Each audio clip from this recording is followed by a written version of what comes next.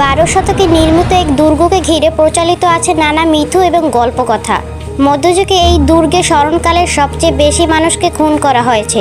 বন্দীদের টর্চার করার জন্য এই দুর্গের সেলারে নির্মিত একটি গুপ্তঘর তখনকার দিনে আতঙ্কের কারণ ছিল। এই গুপ্তঘরটি আবিষ্কার করা হয় অনেক পরে।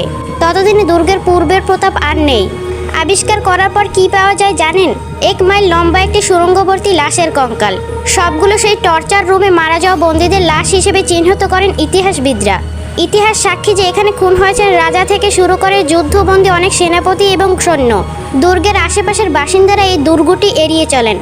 বলা হয় প্রতি পূর্ণিমা রাতে দুর্গের ছাদে নাকি একদল সৈন্যকে দেখা যায় যুদ্ধের সরঞ্জাম হাতে।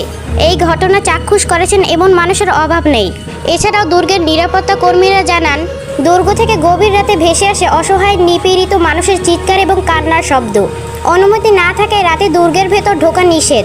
তবে অনেক নিরাপত্তা কর্মী এই দুর্গে কাজ করা অবস্থায় মানসিক ভারসাম্য হারিয়েছেন। তাদের মাঝে কেউ কেউ আত্মহত্যা করেছেন। তেমনি এক কর্মী আইনিল সিউঞ্জার আত্মহত্যা করার আগে একটি নোট লিখে রেখে যান। সেই নোটে লেখা ছিল, গতকাল রাতে দুর্গের চিৎকারের আওয়াজ শুনতে পেয়ে আমি আর মাইকেল বাধা অমান্য করে দুর্গের প্রধান দরজার সামনে যাই। দরজা রাতে বন্ধ করে দেওয়া হলেও তখন আমরা দেখতে পাই দরজাটি পুরোপুরি খোলা। আমাদের চোখের সামনে পড়েছিল অগণিত লাশ, প্রত্যেকটির বিকৃত অবস্থা। কোনোটার মাথা নেই, কোনোটার সারা শরীর জায়গায় জায়গায় বিচ্ছিন্ন। বাচ্চা থেকে শুরু করে বুড়ো মানুষের লাশ দেখতে পাই আমরা।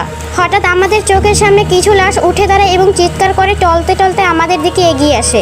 তাদের একটা শব্দই আমরা বুঝতে পারি, তা হলো আমাদেরকে মুক্তি দাও, আমাদেরকে মুক্তি দাও। আমরা সেখান থেকে দ্রুত চলে আসি।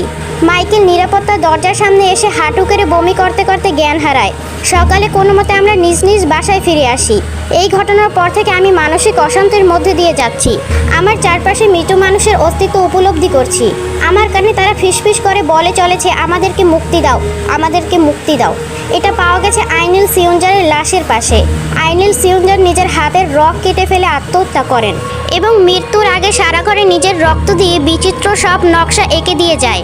সেই নকশাগুলো বেশিরভাগই টর্চার রুমে আঁকা নকশা এবং তার যন্ত্রপাতির মতো।